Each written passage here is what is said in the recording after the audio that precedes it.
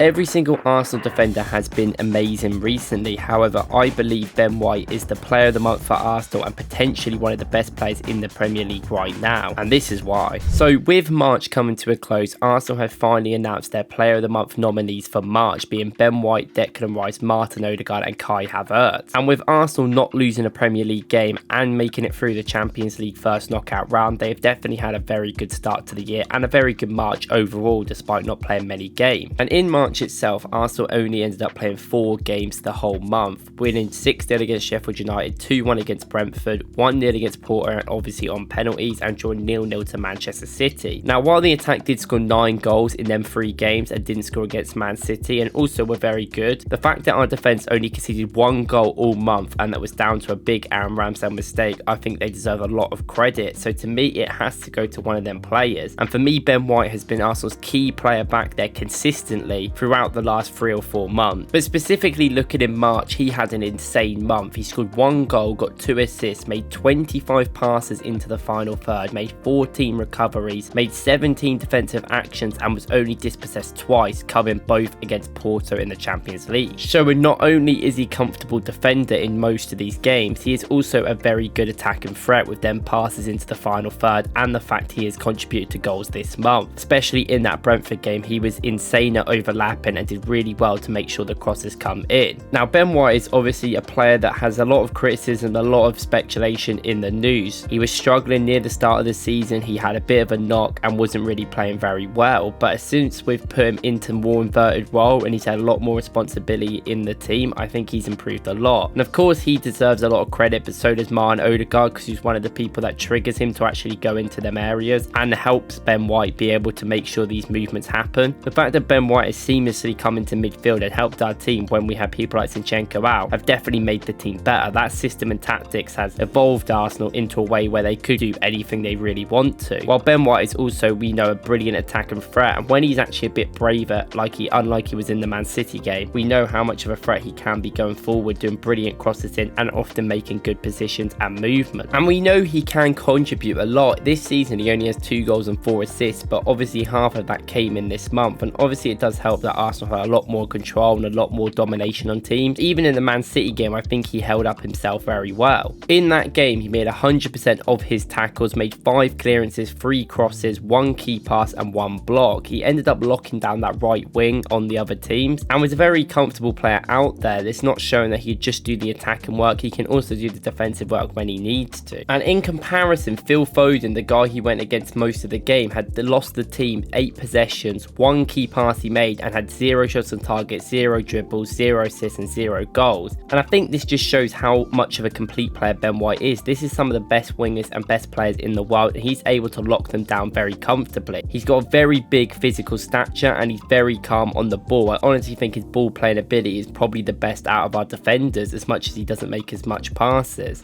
He never cares if someone's pressing him, he's always making the right decision, and even when we're trying to overlap down the right and there's also a lot of players there and it gets quite congested, he often makes the right decision. And we've got the game against Luton coming tonight, but he did a brilliant assist in that game last time we played against them, which is just textbook Ben White, which we love to see. And a lot has come out about his character and who he is after obviously he signed Arsenal's new contract, and then England went on a rampage trying to ruin his career. A lot of people outside of Arsenal definitely judge Ben White as a player, but when you watch him, you realise he is one of Arsenal's best players. Just because he's out on that right back spot doesn't diminish him in any sort of quality. He has put a lot of really good players out of the team. Tomiyasu has not played at all really in that position. Even Timber probably could have came back before, but now we're letting him rest because of how good Ben White has been. And in a world where some players are really good and don't get enough game time or don't play because of their fitness issues, it's really good to have someone like Ben White who is consistently playing even when he does have a knock.